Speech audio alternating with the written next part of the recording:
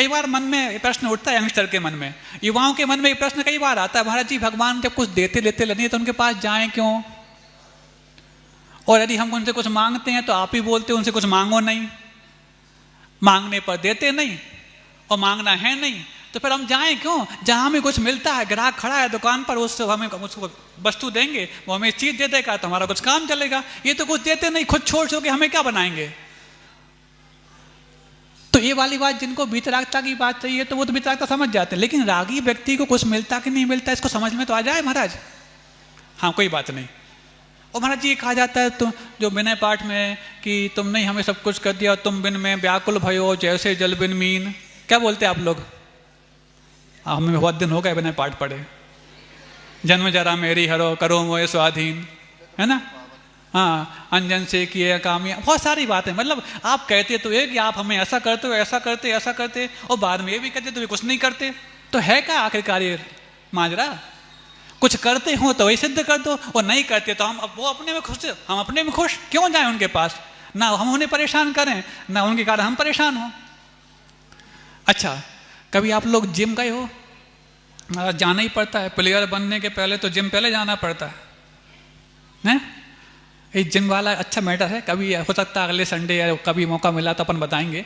अभी अपन बात करते हैं जिम की, उसका समर्थन नहीं कर रहे, लेकिन मान लो गए, अब जिम गए या किसी अखाड़े में गए, चलो, अब वहाँ पर बहुत सारी चीज़ रखी रहती हैं। क्या रखी रहती हैं? मुकदर हैं, डम्बल्स हैं, और वो इंस्ट्रूमेंट हैं जो पुशअप करने के काम आते हैं, है ना? होता कि नहीं होता? बोलो ना, आपके मतलब की बात करें, होता है ऐसा? अब एक व्यक्ति था बहुत दुबला पतला, सुन रखा था उसने अपने फ्रेंड से कि यार तू बहुत दुबला है, कुछ अधिक हाँ अपने आप को करके दिखाना है तो जा जिम, उससे क्या होगा? हेल्थ बन जाएगी। सुनते हैं वहाँ तो मेहनत होती है, हेल्थ कैसे बनेगी? मेहनत करने से कमज़ोर होते हैं। नहीं नहीं, जा, सब समझ में आएगा। अब गया, उसकी बात मान करके, तो वहाँ बहुत सारी मशीन रखी थी।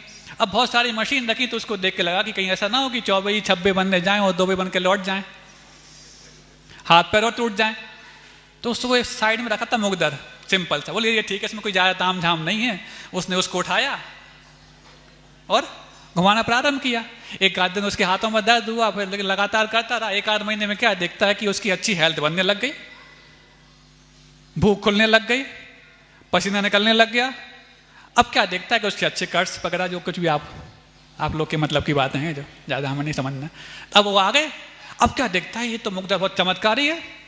जब से मैंने इस मुकदर को यूज किया तब तक इसने मेरे अंदर एनर्जी भर दी। ठीक बात है। क्या उस मुकदर ने उस जिम जाने वाले व्यक्ति के अंदर एनर्जी भर दी क्या? हाँ बताओ। तो क्या उस मुकदर के बगैर उसको एनर्जी मिली? दोनों में नहीं बोलो, एक आध तो हाँ बोलो। क्या उस मुकदर ने उसके अंदर ऊर्जा भर दी? तो क्या उस मुकदर के बगैर उसको ऊर्जा मिली? तो फिर क्या हुआ? महाराज जी, मुकदर तो एक निमित्त बना, एक साधन बना उसके अंदर सोई हुई ऊर्जा को जागृत करने के लिए। ऐसे ही भगवान होते हैं ना, वो हमें कुछ देते ना उनके बगैर हमें कुछ मिलता।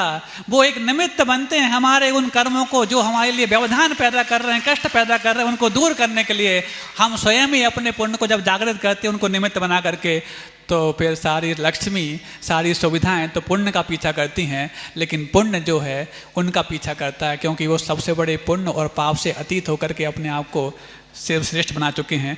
तो वो जैसे हमारे लिए कुछ देते नहीं, लेकिन उनके बगैर कुछ मिलता नहीं। जैसे वो चंदन के वृक्ष से सांप लिपटे रहते हैं, यदि कोई सपेरा जाए वहाँ पर बीन बजाए तो वो उनके बंधन और टाइट हो जाते हैं, लेकिन यदि कोई मोर पहुँच जाए वहाँ पर तो मोर की आहट सुनते ही वो जो सांप के बंधन हैं वो ढीले होने लग जाते हैं। क्यों? सांप और मोर एक दूसरे के विरोधी हैं, एनिमी हैं।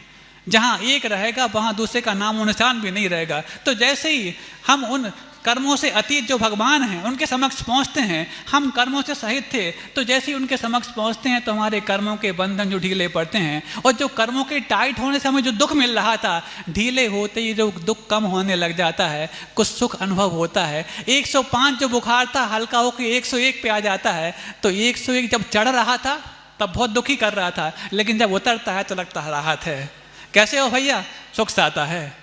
तो ये जो बुखार उतर के नीचे आया, ये बुखार नीचे उतर के आने पे सुख जो अनुभव कर रहे हैं वो उनके पास जाने से हो रहे हैं। क्यों? कर्मों से अतीत और कर्मों से सहित एक दूसरे के विरोधी हैं। जहाँ कर्म रहेंगे वहाँ कर्मों से अतीत नहीं, और जहाँ कर्मों से अतीत हैं वहाँ कर्म रुक नहीं सकते। ऐसी उनके पास पहुँचने से हमें जो सुख मिलता है, हमें जो पुण्य मिलता है, करने तो हम स्वयं हैं, करते तो हम स्वयं हैं, लेकिन मैंने किया ऐसा मुझे अभिमान ना हो जाए, इसलिए मैं उनको कहता हूँ भगवान आपके पास पहुँच कर मुझे सब कुछ मिल गया, मुझे अपने करतूत का अभिमान ना हो जाए, बल्कि जो अभी तक करतूत था उसका ज्ञान हो जाए। इसलिए अज्ञानोपास्ति अज्ञानम ज्ञानम ज्ञानी समाश्रया तदाति यत्तु यस्यास्ति सुप्रसिद्ध मदम बचा। जिसके पास जो होता है हमें वो ही दे सकता है। उनके पास वीतरागता है, उनके पास जाएंगे तो हमें वीतरागता मिल जाएगी।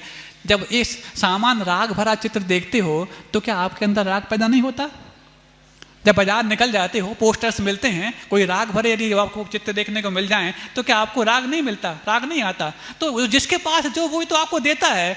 तो जब रागी के चित्र देख करके आपको राग मिल जाता है, राग उमड़ आता है, तो बीतरागी की चित्र को देख करके अपने चित्र में बीतरागता क्यों नहीं आएगी? और यदि आएगी तो ज्ञान की उपासना करने से ज्ञानी हम क्यों नहीं बनेंगे? अवश्य बनेंगे, क्योंकि जिसके पास जो होता है वो वही दे पाता है। हम सबको भी उस ज्ञान की प्राप्ति हो, हम सबको भी निश्चल और स्वस्थ प्रतिस्पर्धा प्राप्त हो, ताकि हम ईर्ष्या से बच पाएँ, अपने उस शतरंज में अपने आप को मोहर ना बना करके माहिर बना पाएँ। इन्हीं भावनाओं के साथ अहिंसा परमो धर्म की